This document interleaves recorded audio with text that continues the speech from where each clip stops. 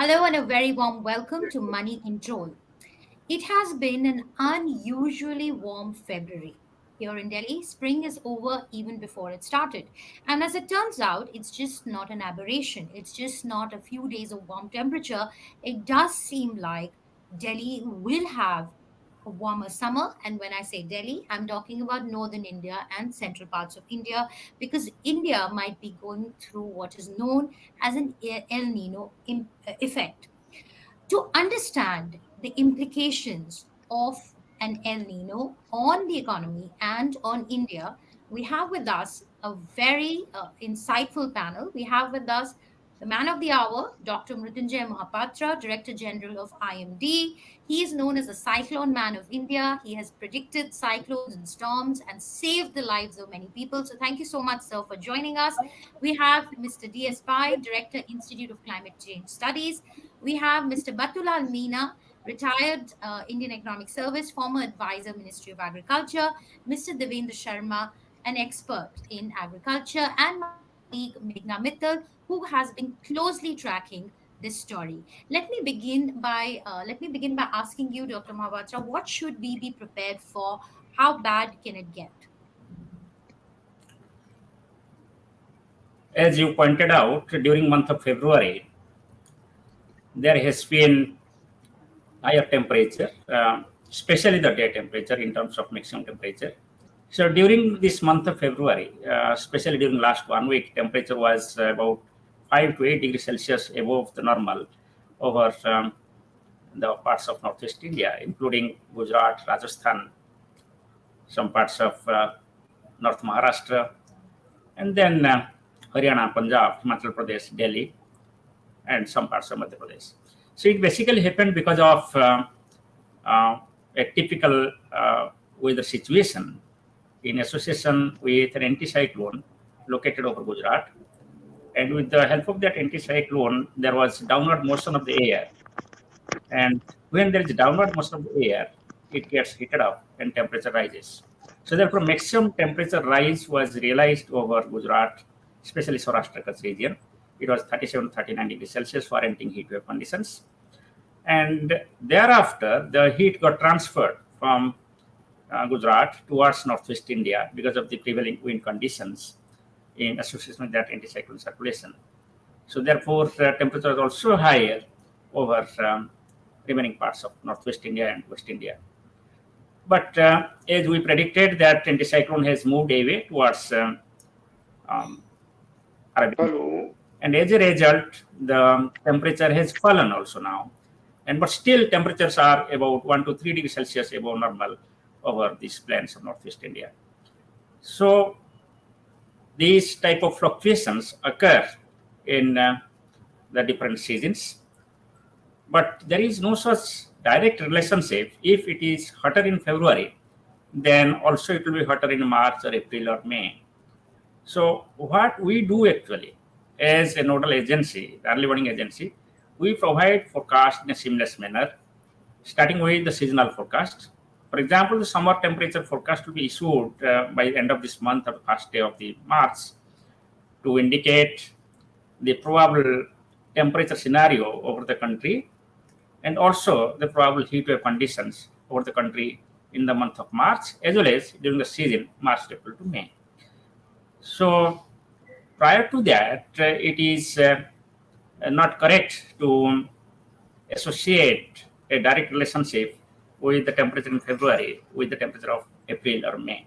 I just want to mention that last year also there was high temperature in the month of March and April over the same region, Northwest India and adjoining West Central India. It persisted for a longer time, but this year it did not persist for such a longer time. And there are 2 or 3 different spells last year. But if you compare the temperature, what happened in March or April, they did not persist in the month of May, which is the hottest month.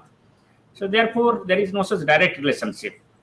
The second point is that the large scale features, if you just look at present, it is a weakening La Nina conditions. We are moving towards a neutral condition during summer season. As a neutral condition, therefore, it is neither having the positive impact or negative impact on the heat over the region. At the same time, I just want to mention that since December, the rainfall has been quite less over the country, and especially Northwest India and Central India. It is highly deficient. Country as a whole is 40% deficient in this season. So therefore, the soil moisture is also less, and that also helps to increase the temperature in the region. So further, if you want to know that, yes, this deficient rainfall over this part has been mainly due to the weak western disturbances and less frequent western disturbances affecting the West India or Northwest India. Okay. So Yes. So you're essentially saying right now that it's too early to say that El Nino will have El Nino the condition will continue into summer, and there is no direct correlation between what the situation that we are seeing currently and the temperatures that we might see in April. Research 60% of the droughts that have happened in India in the last 130 years have coincided with an El Nino. Does that does that hold any bearing on the fact that this could be a much hotter summer, are you asking considering? me? Are you Yes, sir. asking me? Yes, Yeah. yes, Dr. Mohapatra. Yes. So as of the predictions of La Nina or El Nino conditions, I told you this is the weak La Nina condition prevailing in the Pacific region, and the prediction which is issued by India Meteorology Department last month, and as of the latest situations, we are moving towards a neutral condition during March, April, May. But thereafter, the model suggests that during the monsoon season, there could be some kind of El Nino situations. But I want to mention here that any prediction of El Nino or La Nina or El Nino southern oscillation conditions in the month of January or February will have low accuracy as compared to the prediction issued in the month of April. This is called somewhat like spring barrier. So initial condition itself is not good to provide the forecast for the monsoon season El Nino or La Nina conditions. And one more point I just want to say that there is prediction, even up to 1 year, you can find the prediction for El Nino, southern oscillations, or the parameters. But the accuracy, if you go beyond 3 to 4 months, the accuracy of prediction of El Nino La Nina also decreases.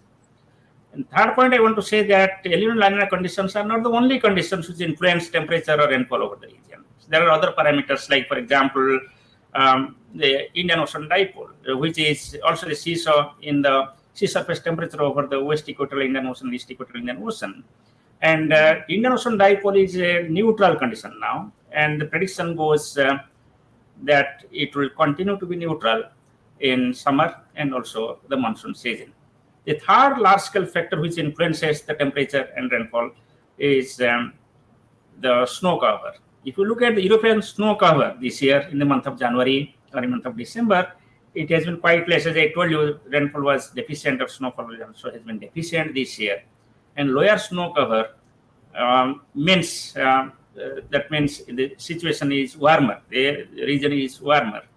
And at the same time, if you see the relationship with monsoon, the lower snow cover favors the good monsoon condition. But when we discussed the individual parameters, they are individual parameters.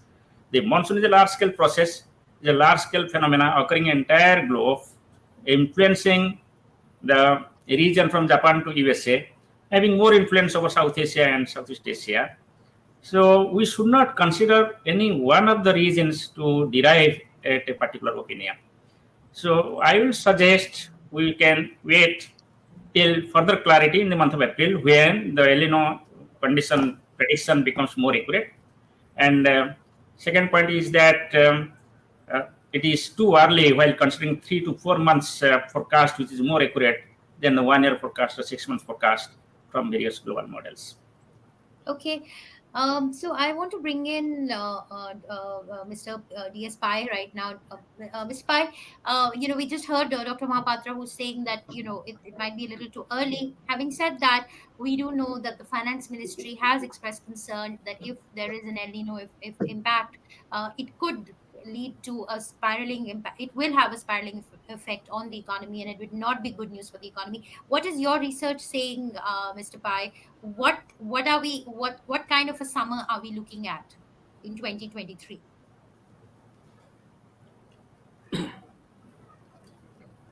See, as far as temperatures are concerned, so as already Dr. Mohapatra said, temperatures are increasing over the country, and that is likely to continue for some more days.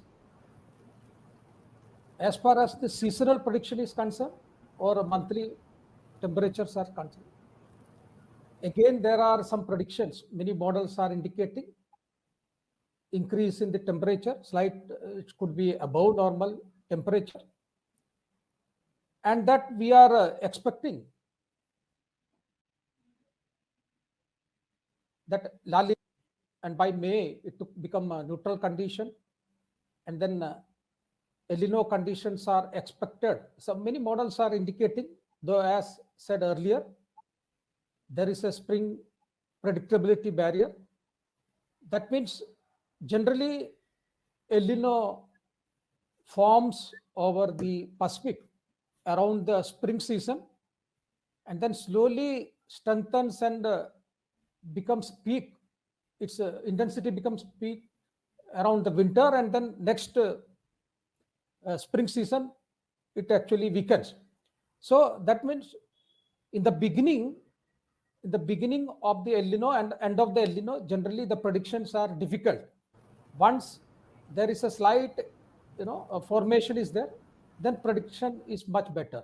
So that's why it is said that the prediction, anything done during the spring season, have relatively less predictability. Sure. Therefore, we have to wait for 1 or 2 more months to confirm whether really we will be having an El Nino type situation, and that will have an impact on the weather patterns over Okay. So officially, India while the and across. predictions, Now, yes, monsoon, if you we say, as we can see that since 1950, there has been around 15 El Nino years, and almost 13 of them, the rainfall was less than 100 or deficient. Exactly speaking, 9 El Nino years were deficient. So which means there is a good, if El Nino as predicted takes place, there can be good chance of monsoon to be affected. And more than that, as we can see that last 4 years or so, monsoon was normal or above normal, and we are expecting an El Nino, which means that La Nina followed by El Nino. We had only one such situation earlier, that is during 1954 to 56, when La Nina was there, and then 57 was El Nino. That year monsoon was only slightly less than normal.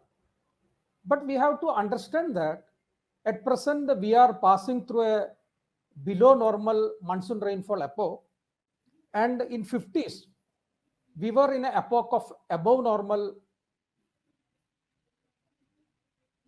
rainfall. If you go through 50 years, if you examine the 50 years, 1920 to 1970, during these 50 years, we had actually 12 excess years, monsoon years, and only 3 deficient monsoon years. But if you see the recent 50 years, that is 1971 to 22, 52 years, there was only 5 excess years and 10 deficient monsoon years. And many of the, in addition to 10 deficient years, many of the years were below normal, below 100%. That's what I said. There is we are passing through a below normal epoch.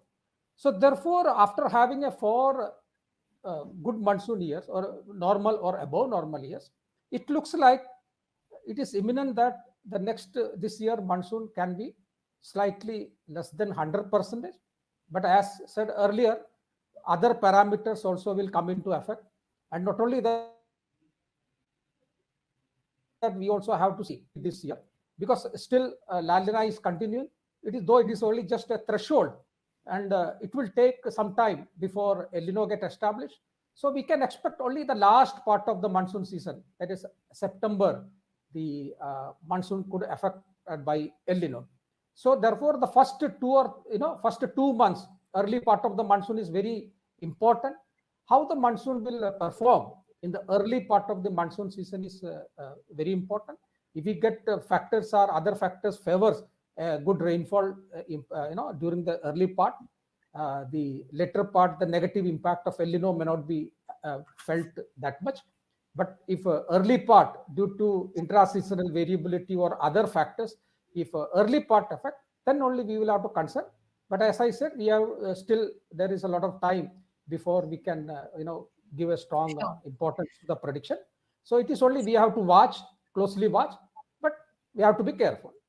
Okay. Yes. So, let me bring in Mr. Meena here. Mr. Meena, while it's difficult to make a very short prediction right now, but can farmers be prepared, for a situation like this, just to soften the blow of a poor monsoon? Sir, I think you're on mute. Yes. Hello, Yes, we can hear you. you hear me? Yes, sir, we can hear you. Ah, if the poor monsoon is come in India due to El Nino or whatever, then the agricultural production may be affected, and the less sowing, and they say that the September is the good monsoon, but the sowing is the starting from June.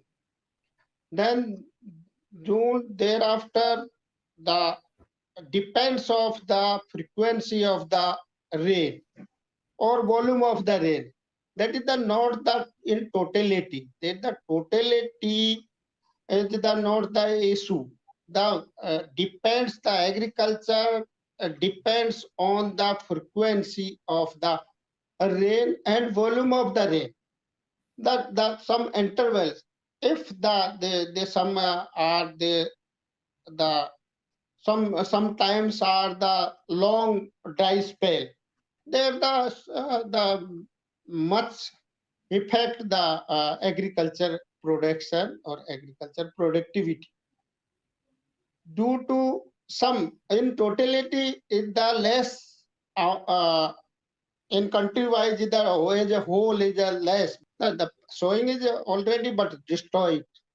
So in Mhm. totality, the depends of the rain frequency, rain volume. That is the so the and the pocket to pocket. Some pockets in the country India is the very wide size.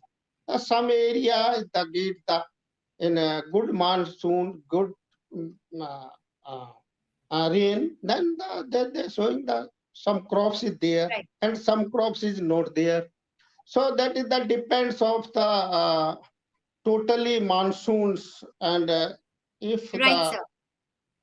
if Sir. the what our technology and the seeds varieties the last continuously for 5 years the continuously food grain production is continuously increased in our country, so we have the other alternates the irrigation facility or whatever. If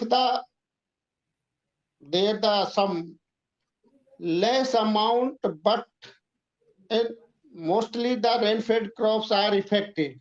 There the irrigation facility there, there the less effect on the crops. But in Okay. totality, if Mhm. in a 5% or 2% is a normal is the less, then maybe affect the in total our GDP or whatever in overall Sure. the Let me go effect. across to. Pardon? Sure. Let me go across to. Let me bring in Mr. Sharma here, Mr. Devinder Sharma. He works Yes, extensively with yes. farmers on your points. Mr. Sharma, what is the situation right now on ground? And you heard the experts on the outlook of rains. How worrying is it for you as someone who's constantly in touch with the farmers and who really understands the gravity of the situation? Well, last 2 days I have been traveling in various parts of Punjab villages, And my impression is that, yes, the fears that we see around or we hear around that the rising temperatures will hit the crop. But at the moment, I see everything is normal, and to large extent, there is nothing to worry as far as Punjab is concerned. I'm not talking of the rest of the country, but specifically Punjab. But having said that, talking to farmers, they are worried that if the temperature continues in the same pace, the temperature rise continues in the same pace, they're going to have problems. In fact, this time the problem may be much severe than what was experienced last year. Last year, we know that 3 million ton was the loss in wheat production in the country, and that upset our schedule for the food security programs and also for exports and so on and so forth. That is one situation. But the other part is that if we are hit by a temperature crisis this year also, I think it will be time to relook at the wheat farming systems in the years to come, because there are predictions which say very clearly that over the years, if there is 1% rise in temperature or 1 degree rise in a temperature, it will reduce the wheat production by about 6 million tons. Now, that is a serious cause for worry. It is very good when I heard these meteorologists telling us that so far everything seems to be normal. And I think giving a feeling of all is well, of course, is very important. But at the same time, we need to prepare for any eventuality in the months to come. When we talk of El Nino, I think it is very clear coming out that the prediction so far, which many of them suggest that India has a probability of getting into 60% probability, 60% probability for getting an El Nino this year. But nevertheless, I agree that by April, we will get the right kind of a picture to assess, what will be the situation as far as monsoon is concerned. But the bigger problem here is, given the global situation today, let us be very clear, we have a huge food security problems on our hand. And I think as a nation, we will have to develop a policy. We do not get swayed by the corporate world, which says export, export, and export. Remember last year in March, when the corporates began to say we can export 21 million tons of wheat out of India, become the Annadatta for the world. I think that was a wrong analysis being projected. And I'm glad the government put a full stop after some time, 6 or 7 million tons of exports. And that is what has actually made India a little surplus now at this particular juncture. At least we don't have that kind of a panic situation today. But if the wheat harvest is less, of course, we will be entering into that panic situation. The B part is what happens in the monsoon season. Last year also we have seen a drought appearing in Bihar, Jharkhand, and so on, West Bengal and eastern part of UP, and that also hit our food output. So I think today also we are worried what will happen in the Kharif season. So both the wheat and paddy, I think the lesson here is that this is knowing that climate aberrations can take place even without predictions and so on. I think it is time to be very watchful and careful with your own food security situation. B comes the issue. Everyone talks about inflation, the fear of inflation, but sadly in this country nobody wants to talk about the hit on the livelihoods of the farmers.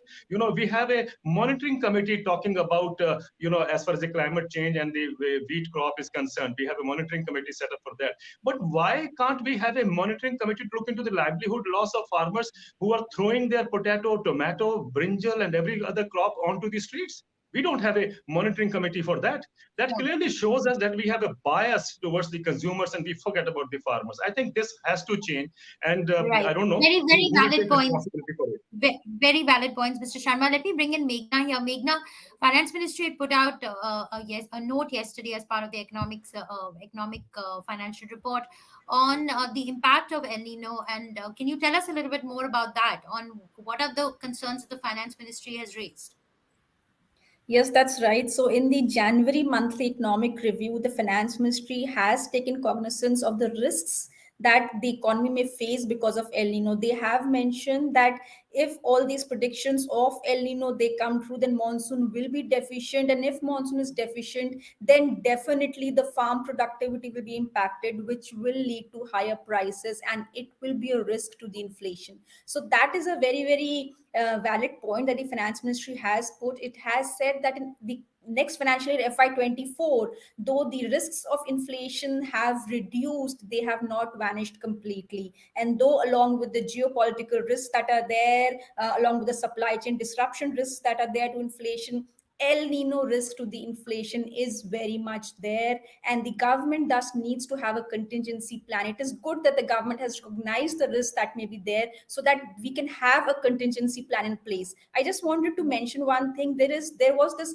Amrit Sarovar scheme that was launched last year, and in the recent Pragati meeting that the Prime Minister takes often as a review, in the review he has mentioned that at least 50,000 ponds before the monsoon should be ready. So I think the government is also at some point very much aware of the risk of El Nino, and that's why the Prime Minister has mentioned that before the monsoon these 50,000 ponds should be ready, so that water can be conserved and can the risk be mitigated in case of El Nino impacts the monsoon. So let me bring in Dr. Mohapatra here. Dr. Mohapatra, have you been sharing your intelligence with the concerned departments? Is there a contingency plan that's being worked upon to perhaps soften the blow a little bit, to soften the impact, also to save lives and livelihoods?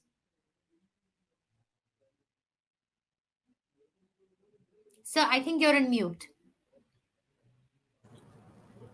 Every month on the first day, we used to conduct a press conference, and through press conference, we release our forecast with respect to the next month's or next season's temperature and rainfall expected over different parts of the country. And also, in general, we give what will be the overall performance of the rainfall for the country as a whole. So, for the monsoon season as such, it will be issued in two stages. First stage forecast will come up in the month of April, and it will be updated in the second stage towards end of May. And towards the end of this month or the first March, we'll be issuing the forecast for March temperature and rainfall, and the temperature forecast for the period March to May. So, as far as communication to the concerned authority, yes, once the forecast is issued, it is communicated to all concerned in the country. So, sir, just want to come in here. So, you're saying once the forecast is issued, but by then we would already be in that situation to be able to prepare and to be able to preempt, like I said, to be able to put like a buffer in place. There needs to be some sort of planning that needs to go into it. So, I wanted to get a sense from you, or is that in the works already? Is there Yeah, some planning? that Is is. there a contingency plan that's being worked on? Yeah, that Minister of Agriculture arranges meeting every month almost, and India Meteorology Department participates in this meeting with respect to the contingency plans. So, what kind of planning are we looking at? Like what Meghna was talking about, the Sarovar scheme. Is that something? Is there a timeline that's been set for that to build these to get these ponds or ponds of water up and running by the time monsoons arrive? I think it is not appropriate for me to speak on the subject. I can tell you about the collaboration or the coordination with the Minister of Agriculture and Minister of Water Resources, and we interact and we exchange the information with Minister of Water Resources and Minister of Agriculture. Say, for example, when we'll have the press conference or on 28th February or 1st March, the information will go to both agencies.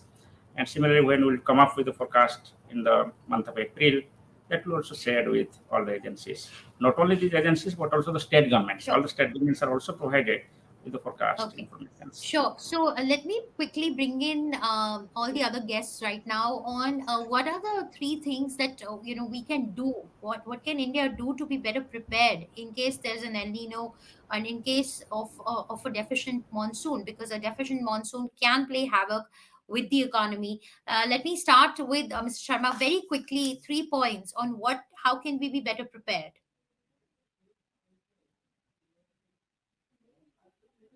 Mr. Sharma, you're on mute. The best thing would be that like the IMD does a forecast in April and then again in the month of May or June. I think we need to now have frequent forecast sessions by the IMD telling us what the temperature condition is going to be in the months to come.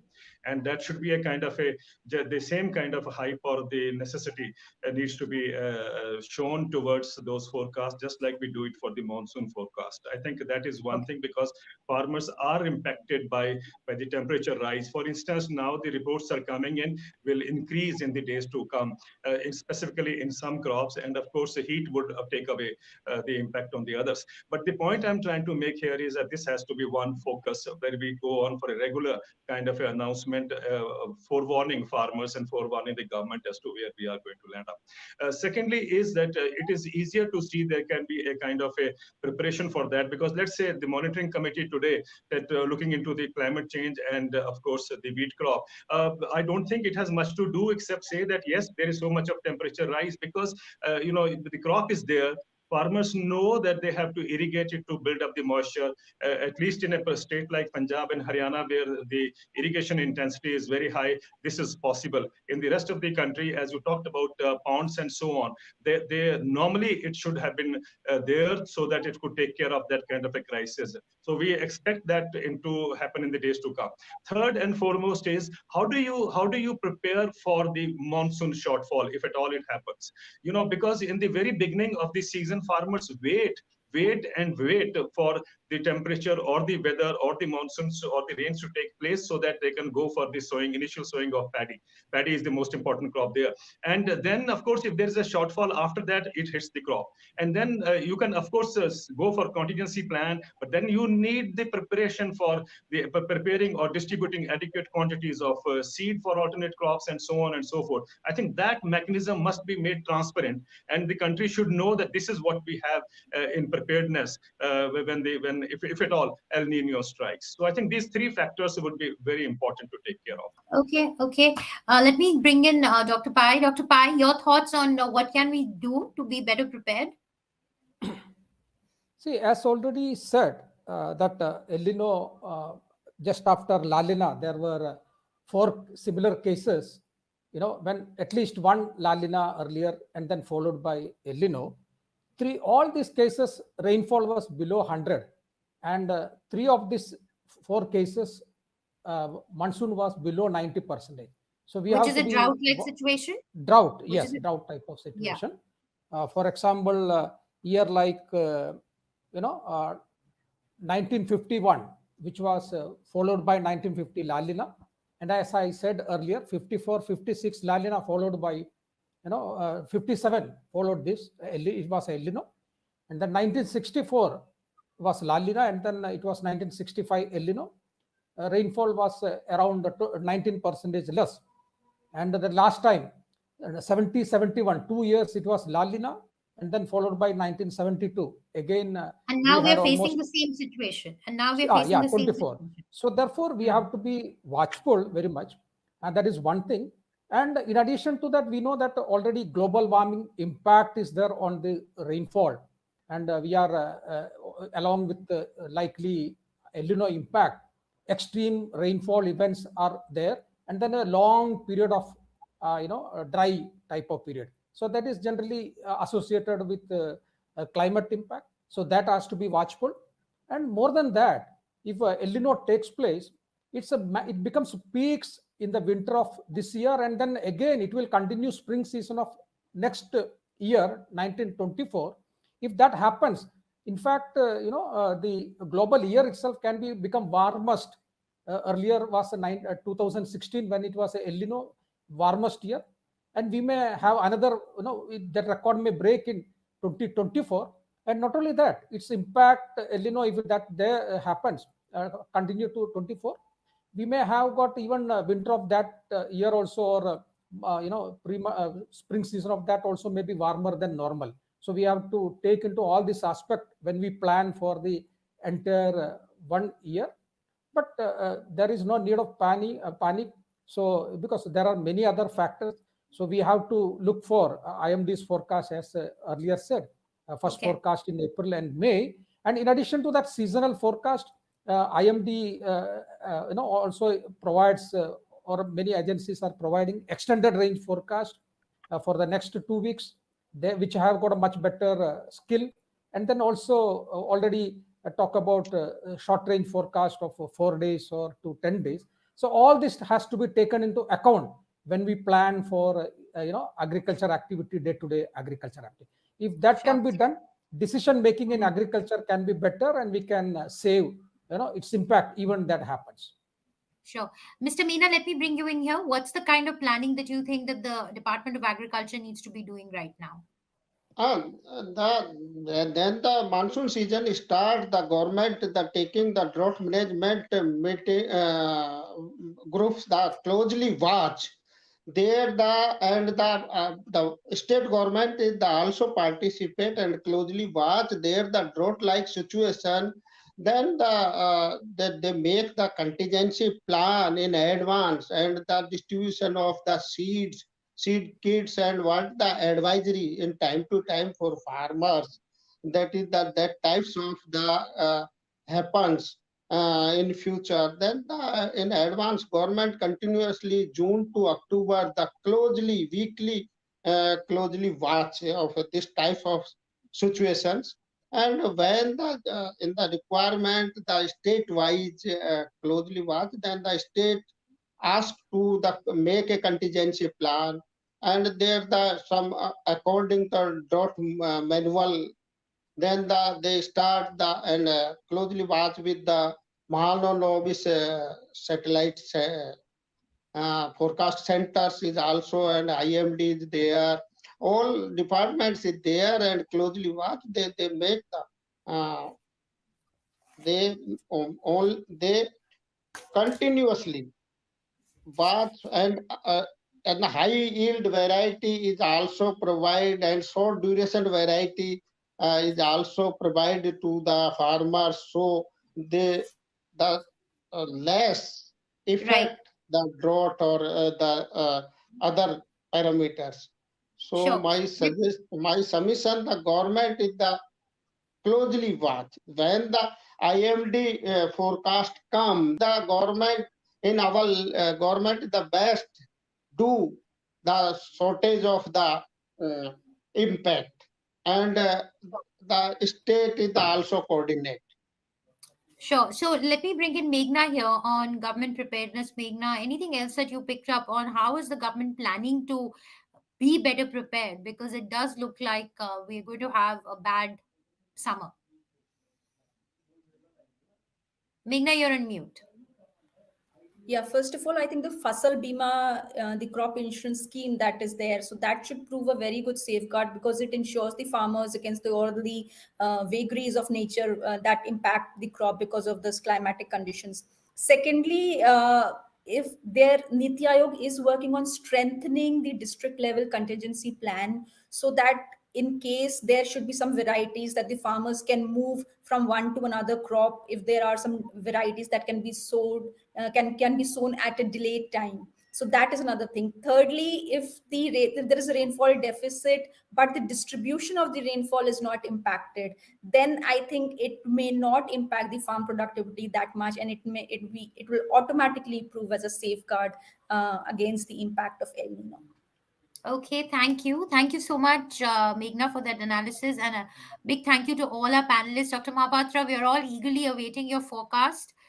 We do hope that you give us good news, and we do hope that the government prepares itself and makes a buffer to soften the blow. Yes, Dr. Mohapatra, you want to say something? Yeah, thank you. I just wanted to respond, Sharmaji. Apart from whatever interaction we have for the seasonal forecast, we have a good coordination with Minister of Agriculture, with ICAR, through the KVKs and through the District Agro-Meteorological Unit. We provide agro-meteorological advisory services twice a day, that is Tuesday and Friday, which includes the weather forecast information and also the advisory for the concerned crop in that particular district. And this information is generated by the exchange of views and information between the state agriculture department, central department of agriculture, university where the KVK is located, and the agrometeorologist of India Meteorological Department. So with respect to the ongoing heat condition in Northwest India, for example, past 1 week, so we provide similar informations at the district level, and all these informations are communicated by the multiple channels through the KVKs and also through various WhatsApp groups created at the block level and at the district level. But still, Okay. there is scope to reach out each and every farmer so that they are enabled to utilize the information to minimize the losses by incorporating the appropriate measures in different stages. Sure. Okay. All right. Okay. Thank you so much. Big thank you to everybody. And like I was saying, we are eagerly awaiting IMD's forecast. Here's keeping our fingers crossed. Here's hoping that that India gets a good rainfall this year. Thank you very much for joining us. Thanks so much for your time. Thank you.